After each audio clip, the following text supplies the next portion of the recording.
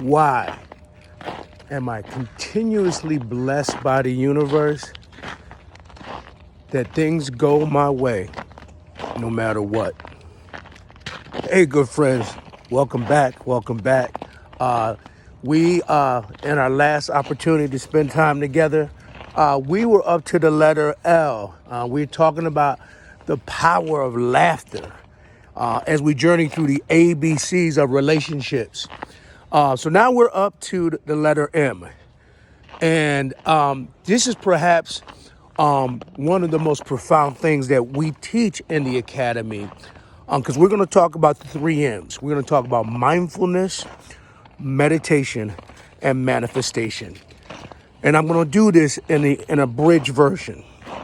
So a lot of times when people seek us out in the academy, what they're looking to do is that they're looking for a reboot, either with their health or their wealth. So with respect to relationships, let's talk about this.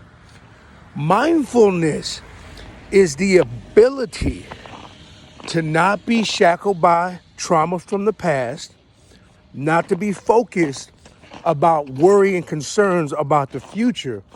Mindfulness is about living in the present. I did an earlier post about the kitchen table. The premise of the kitchen table, y'all, is to endeavor to get to know and to build in the relationships that you have. And you can't do that if you're distracted by the phone, by the TV, by the evening news. You got to be present for that other person. So mindfulness is our ability to live in the now, to not be concerned about tomorrow, not to be concerned about yesterday, and just be in the now. Because again, today is the present. It is a gift. And that's why we call it present. It's not guaranteed for tomorrow. And yet, so many of us, especially as us guys, because we all about the grind, we will sacrifice present opportunities with those relationships that are the most important to us because we're concerned about tomorrow. Look, tomorrow is going to take care of itself. That's a biblical principle. Now, there's nothing wrong with you being a BMW, a black man working, especially if you're working on something that is for you and is going to benefit your legacy. I don't knock W-2s. I'm just saying that there are ends to a means. However, you got to be present, okay? And so mindfulness is the key ingredient. One of the reasons that my students, find themselves in such a deficit with their health is they're not mindful when they eat. They eat out of convenience and they don't eat out of energy. One of the things that we teach is you need to have energy. All right. The higher your frequency is, the better you can tap into the law of attraction. And we get energy from eating foods that resemble the rainbow. So being mindful when you're eating is just another example of being present. Okay, so the other M is meditation. So one of the things that you guys have heard me share before is that when you are in meditation, your goal is to get your brain to relax, to slow down. You want to get your brain in about 10 cycles per second.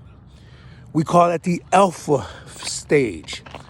When you go into alpha, it allows the creative side of your brain, which is the brain that focuses on the now, all right, to interact with the logical side of your brain. That's where we are most of the time. We're in the logic mode. We analyze data, and where a lot of the figures that we aspire to be, like the Oprah Winfrey's and the Elon Musk, they are on the creative brain side of the equation. They're into intuition. They're into, allowing things that don't exist in the physical to exist in their mind and then work on them after they see it clearly in their mind. They're not busy, rush, rush. They slow things down. They consider things. They're deliberate, but they're very intentional. Meditation opens up the door for that. And if you have the right instructor and you're getting the right information, meditation not only is the key to allowing you to live in the present and being mindful, but meditation is the key for you to undo some of that stress, which speaks to our wellness. One of the key ingredients in our academy is people getting off blood pressure medicine, people being able to reduce their internal numbers. A lot of that is because we're in a continuous fight or flight mechanism where our body is never producing dopamine, is always producing cortisol, which does not allow you to shed fat. Now, good friends, I'm not a scientist, but I am blessed to have a good friend who's a doctor. And, his thought about meditation is when he is counseling people at his pain clinic in New Orleans, he says one of the biggest key ingredients to mitigate inflammation, which is a major cause of pain, is to reduce the stress load. And meditation allows for that, y'all. Finally, as I kind of bring this post to a close, the last M is manifestation. We're talking about relationships, y'all. And not every relationship is created equal. I was listening to this amazing speaker. Y'all might know of him. His name is Tyler Perry. And he says that some relationships are only around for a season. And he created this analogy of a rocket taken, off from Earth. And most rockets have something called boosters on it. So a rocket gets to a certain altitude and the boosters release. And the rocket goes on without the boosters. His point was that some people can only go to a certain altitude with you. They can't go anymore. And you got to be accepting of the fact that you got to continue to climb. You got to continue the journey without them. And it's okay. So with respect to relationship, you may feel maybe lonely. You may feel like no one is, or not many people know the path that you're following or you're embraced to take. Or you just may be in a situation where the current relationships you have are just not working. Look, manifestation is your ability to see it, feel it, and then have it. Closing your eyes during a meditation and visualizing you experiencing that person or that activity or that experience, and with all five senses, allows you to bring it into creation. The good Lord, our Creator, our Father, helps those that helps themselves. And one of the blessings He's given us is a mind.